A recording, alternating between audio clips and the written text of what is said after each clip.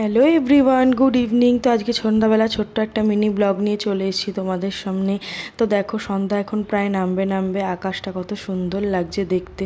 তো এটা একটু তোমাদের সাথে শেয়ার করে নিলাম। তো এরপর বাড়িতে এসে ডিমের চপ ভেজে নিলাম। তো এগুলো কিন্তু আমি নিজেই বাড়িতে বানিয়েছি।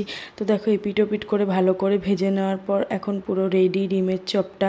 তো এরপর বাড়িতে চলে এসেছিলাম, মা দিয়ে দিল একটু ফ্যানটা।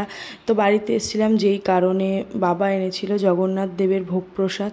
তো দেখো কত কিছু রয়েছে থালির মধ্যে, পায়েস, মিষ্টি, ভাজা ভুজি, কচুর শাক, তরকারি, খিচুড়ি, ডাল, গন্ধরাজ লেবু। তো আমি আমার পছন্দের পায়েসটা নিয়ে নিলাম সবার আগে, তারপর ভোগ প্রসাদটা একসাথে মেখে নেওয়া হলো। তারপর একে একে আমরা সবাই খেয়ে নিলাম, আমি, মা, বোন, আমরা সবাই খেয়ে নিলাম। তো এরপর আমি বাড়ি যাওয়ার জন্য বেরিয়ে পড়েছি। তো মা গেটটা খুলে দিল। তো এই যে দেখো বাড়ির রাস্তায় চলে এসছে। তো বাড়িতে এসে দেখি একজন ফোন দেখছে, তো আমায় দেখে লুকাচ্ছে।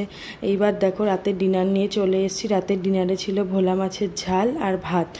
তো আজকের ভিডিওটা আইসক্রিম খেয়ে শেষ করছি। তো ভালো লাগলে লাইক, কমেন্ট ও শেয়ার করে দিও। টাটা।